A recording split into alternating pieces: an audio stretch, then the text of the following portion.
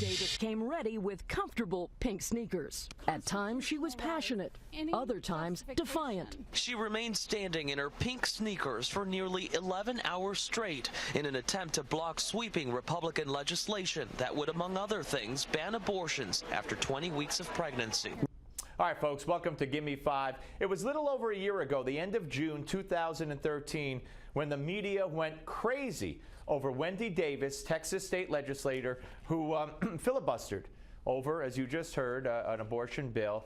And the same media that treated Ted Cruz, also from Texas, as a villain for filibustering, treated Wendy Davis as the new queen of Texas politics. Here's more. Wearing her comfortable pink sneakers because she wouldn't be allowed to sit down for 13 hours. Texas State Senator Wendy Davis took the podium and took a stand. Her message struck a chord, with the topic "Stand with Wendy" trending on Twitter throughout the night. The unfolding drama topped the list of worldwide Twitter trends. And even President Obama tweeted his support to Davis. Oh, it was so very, very exciting, ladies and gentlemen. And then came the interviews with Wendy Davis once the filibuster was complete. It has also catapulted you in the political limelight. Will you run for governor or for national office now? I don't know what the future will hold, but I'm honored to have people talking about that. But I did hear you say you'd be lying to say that it has crossed your mind about running for higher office, right? Well, yes, it certainly has, but I don't know if now is the right time for me. We'll see. Well, there isn't a seat until 2014, right? Yes. Senator Davis, thank you. Yes, thank you, Wendy Davis. And then came the Puff interview with Andrea Mitchell. Actually, Andrea Mitchell defending. You see, there was this problem where eventually Wendy Davis's bio, there were some inconsistencies found. The Dallas Morning News did a report citing various inconsistencies in her life story as stated in her biography as compared to reality. You know, she was portrayed as a single mom who worked her way through law school, did everything herself. Turned out, as I said, reportedly there were inconsistencies, to put it mildly. We have Brent Bozell, who did a great story about it, talking about how Wendy Davis lied and the media yawned. But listen to Andrea Mitchell. Watch Andrea Mitchell.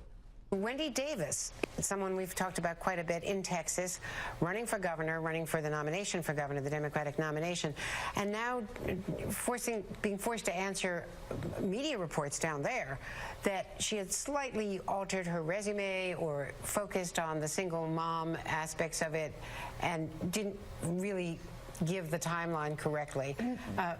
You never want to be on the defensive about giving your biography when you're running for office, but this is a careful balancing act also, given her appeal to many women and the fact that she's potentially running against a man. So I don't even understand that really, but I guess poor Wendy Davis is being forced to defend allegations that she, misled in her bio, and she's a woman running against a male, so that makes it even harder. Why? If you lied, you lied. If you didn't, you didn't. What difference does it make if you're a man or a woman and who you're running against? That aside, you haven't heard much about Wendy Davis lately, though, have you, a year later? That's because she, of course, decided to run for governor, and she's about 12 to 15 points down in the polls. She's being written off. She's been written off for quite some time.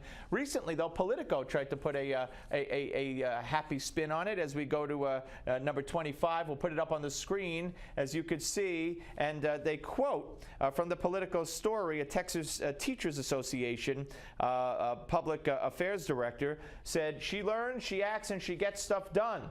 A veteran in Texas politics of Davis who still thinks she could win. She has every skill that is needed to be governor, so I would suspect she would have every skill to pursue a wide range of opportunities. In other words, if she doesn't win as governor, it's still a positive. Wendy Davis is still a woman with a very bright political future. Folks, this was a disaster.